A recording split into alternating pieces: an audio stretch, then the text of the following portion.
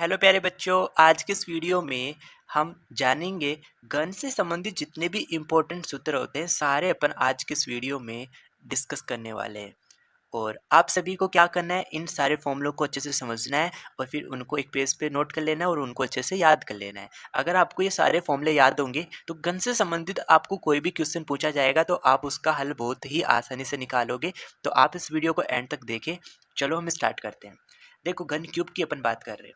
यहाँ पे मैंने एक आकृति बनाई है। इस आकृति को बनाने के लिए हमने कितनी सतह बनाई? 6 सतह बनाई है। और वो 6 की 6 सतह कैसी होती है? वर्गाकार होती है। सबसे इंपॉर्टेंट बात आपको यही ध्यान रखनी है कि ये जो मैंने आकृति बनाई जिसको मैंने क्यूब कहा है, इसके अंदर मेरे पास टोटल 6 सतह हैं। कौन कौन सी है? देखो, 4 तो साइड वाली है, 1 2, फिर एक फ्रंट है, एक बैक है, तो 4 हो गए। एक टॉप है और एक बॉटम है। तो इसको बनाने के लिए कितनी सतह काम में आई है? 6 सतह काम में आई है। और वो 6 की 6 सतह कैसी है? वर्गाकार है। ये बात ध्यान रखना, वर्गाकार है। और वर्ग की डेफिनेशन क्या होती है? जिसकी सभी भुजाएं क्या होती है? बराबर होती है। यानी इस आकृति को बनाने के लिए हमने जितनी भी भुजाएं खींची वो सारी भुजाएं क्या है? बराबर हैं। ओके। अब देखो, मैंने यहाँ पे लिखा है कि इसमें कोने कितने हैं। कोनों को वर्टिसेस कहा जाता है। इसमें 8 कोने। कौन कौन से मैं आपको बता देता हूँ। 1 2 3 4 5 6 7 और 8। इनको अपन वर्टिसेस कोने कहते हैं। 8 कोने। फेस मैंने आपको बता दिया कि 4 तो साइड में, एक टॉप और एक बॉटम, तो टोटल कितने फेसेस हो गए? 6 फेस हो गए, जिनको फ्लग कहा जाता है। किनारे कितने हैं? एजेस। एजेस 12 है। आप आराम से काउंट कर सकते हो। देखो, यहाँ से काउंट कर लो। 4 तो नीचे है, 1 2 3 एंड 4। और 4 ये हाइट वाले हो गए, 5 6 7 और 8। फिर ये 4 ऊपर हो गए, 8 से 9 10 11 और 12। तो टोटल किनारे कितने इसमें? 12 किनारे हैं। ओके, इतना आपको समझ में आ गया। अब सबसे इंपॉर्टेंट बात यह है कि यहाँ पे सभी जो किनारे हैं वो, उनकी जो लंबाई है वो बराबर है। अगर मैं इसको ए बोलूँगा तो ये भी कितना होगा? ए होगा। ये भी कितना होगा? ए होगा। ये भी ए होगा। और ये हाइट वाला भी क्या आ जाएगा? ए आ जाएगा। यानी इसके जितने भी किनारे हैं, 12 के 12 किनारे, उन सबकी लंबाई क्या है? बराबर है। ये आपको अच्छे से ध्यान रखना है।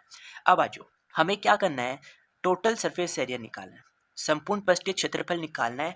तो जितने भी इसके फलक हैं, सतह हैं, अगर उन सबके क्षेत्रफल को आप जोड़ दोगे तो तुम्हें संपूर्ण पृष्ठीय क्षेत्रफल मिल जाएगा इस आकृति का। और अभी मैंने क्या बताया कि इसका जो प्रत्येक सतह है वो कैसा? वर्गाकार है, वर्ग की आकृति का है। और वर्ग का क्षेत्रफल आप कैसे निकालते हो? भुजा स्क्वायर। भुजा स्क्वायर करते हो। तो यहाँ पे भी भुजा का मान कितना दे रखा है? ए दे रखा है। तो अगर मैं प्रत्येक सतह की बात करूं तो उसका क्षेत्रफल कितना आ जाएगा? ए स्क्वायर आ जाएगा। यानी प्रत्येक सतह का क्षेत्रफल होगा वो ए स्क्वायर आएगा। और ऐसे हमारे पास यहाँ पे कितनी है? 6 सतह हैं। उन सबके क्षेत्रफल को जोड़ूंगा, क्योंकि मुझे क्या करना है? संपूर्ण पृष्ठीय क्षेत्रफल निकालना है। तो संपूर्ण पृष्ठीय क्षेत्रफल का सूत्र आ जाएगा 6 इंटू ए स्क्वायर। यानी एक सतह का क्षेत्रफल ए स्क्वायर था और ऐसी मेरे पास 6 सतह हैं, इसलिए क्या आ जाएगा? 6 इंटू ए स्क्वायर आ जाएगा। समझ में आ गया आप घन का टोटल सरफेस एरिया कैसे निकालोगे। ओके, आगे देखो, 2 नंबर फॉर्मूला क्या है? लेटरल सरफेस एरिया, चारों दीवारों का क्षेत्रफल। अब ये चीज क्लियर होगी। इसमें हमें क्या करना है? टॉप, छत और बॉटम, फर्श का एरिया क्या करना है? यहाँ पे हटा देना है। यानी जब सबका देख रहे थे तो 6 ए स्क्वायर आया था। अब मुझे ये 2 काउंट नहीं करने, यानी मुझे 4 साइड लेनी है ओनली। 4 साइड है तो एक साइड का एरिया ए स्क्वायर है, तो 4 का कितना आ जाएगा? 4 ए स्क्वायर आ जाएगा। बहुत आसान है इनको याद करना। ओके, तो 2 नंबर फॉर्मूला भी आपको समझ में आ गया। अब 3 नंबर फॉर्मूला क्या है? Volume of cube. हम इस घन का आयतन कैसे निकालेंगे? आयतन का मतलब क्या होता है कि इसके अंदर अपन कितना स्टोर कर सकते हैं, इसकी कैपेसिटी, इसकी क्षमता क्या है, ये हम पता करेंगे। तो इसको निकालने का फॉर्मूला होता है ए की घात 3। यानी साइड हमारे पास क्या ए है, तो अगर उसकी घात 3 कर दोगे तो तुम्हें क्या मिल जाएगा? इस घन का आयतन मिल जाएगा ए की घात 3। ध्यान रखना अच्छे से। फिर अगला फॉर्मूला बनता है डायगोनल ऑफ द क्यूब। घन के विकर्ण की लंबाई आप कैसे निकालोगे? तो घन के विकर्ण की लंबाई निकालना बहुत आसान है। √3 इंटू ए आएगा। सॉरी, ये ए पे रूट नहीं आएगा, √3 इंटू ए आएगा। यहाँ से हटा के मैं फिर से लिख देता हूँ, √3 आएगा और इंटू में क्या आएगा? ए आएगा। इससे आप क्या करोगे?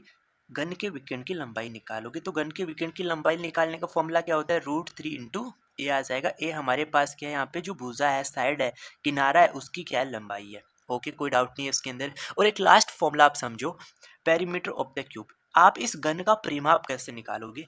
तो परिमाप कैसे निकाला जाता है? परिमाप निकाला जाता है उस आकृति की जितनी भुजाएँ हैं, जितने किनारे हैं, उन सब का आप योग कर दोगे, तो आपको उसका क्या पता चल जाएगा? परिमाप पता चल जाएगा। तो हमने देखा कि इसकी सभी भुजाएँ बराबर है, सभी किनारे बराबर है और इसमें किनारे हैं कितने? तो अभी मैंने बताया था यहाँ पे 12 किनारे हैं, तो एक को आप क्या करोगे? 12 बार जोड़ोगे, a + a ऐसा आप 12 टाइम्स लिखोगे।